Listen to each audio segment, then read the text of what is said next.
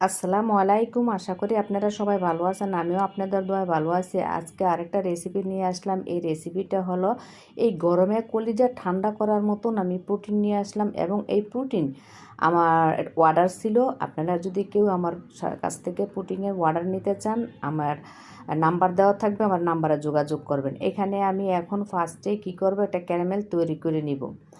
দেখুন কিভাবে করে নিলাম। আমি এখানে ক্যারামেলটা তৈরি হয়ে গেল। আমি যে পাত্রতে করব সেই পাত্রের মধ্যে কিন্তু আমি ক্যারামেলটা ঢেলে ঠান্ডা করার জন্য দিলাম। দেখুন কত সুন্দর কালার চলে আসছে। এই ক্যারামেল তৈরি করাটাই আপনার মূল এই পুডিংয়ের একটা সৌন্দর্য, এবং খেতে খুব সুস্বাদু। এখানে আমি 4টা ডিম নিয়েছি, যেহেতু আমার এটা বড় হবে তাই আমি 4টা ডিম এখানে নিয়েছি। 4টা ডিম নেওয়ার পরে এখন আমি ডিমটা একটু হ্যান্ড ব্যাটার দিয়ে ভালো করে একটু ফেটে নিব। দেখুন যখন ফেনা ফেনা হয়ে যাবে ঠিক তখনই আমি এখানে চিনি দিয়ে দিলাম। তো চিনিটা দিলাম, আমি এইখানে হাফ কাপ চিনি ব্যবহার করব। হাফ কাপ চিনিটা আমি এখানে দিয়েছিলাম। দেখুন এরকম যখন চিনি দেওয়ার পরে এতটুকু পরিমাণ হয়ে যাবে, ঠিক তখনই এখানে আমি 1 লিটারের মতন দুধ ঢেলে দিয়েছি। দেখুন এখন দিয়ে দিচ্ছি ভ্যানিলা এসেন্সটা।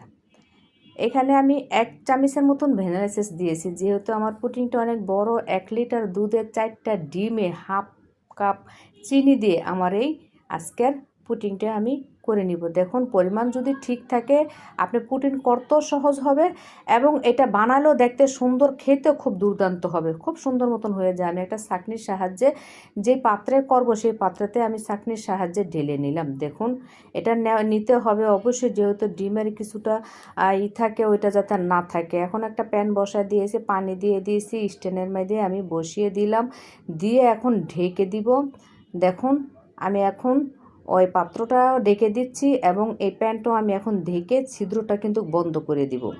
আপনারা যদি কেউ এটার অর্ডার নিতে চান, আমাকে 1 ঘন্টা আগে জানিয়ে দিলে আমি 1 ঘন্টার ভিতরে আপনাদের এটা সুন্দর মতন পারফেক্টভাবে আমি এটা দিতে পারবো।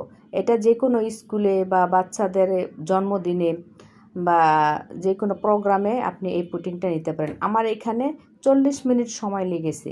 আমার কিন্তু এটা হয়ে গেছে। দেখুন আমি এখন নামিয়ে নিলাম। নামিয়ে এখন পরিবেশন করে দেখাবো। এটা নামিয়ে ঠান্ডা করে কিন্তু আমি 10 থেকে 15 মিনিট ফ্রিজে রেখে দিয়েছিলাম ঠান্ডা হওয়ার জন্য। এখন দেখুন আমি কিভাবে করে নিচ্ছি। নিয়ে একটা পাত্রের মধ্যে আমি ঢেলে দিব। ঢেলে দেওয়ার পরে আপনারা দেখবেন কি জিনিস এটা, একদম দেখুন রসমালাইয়ের মতন পুডিং, দেখতে সুন্দর।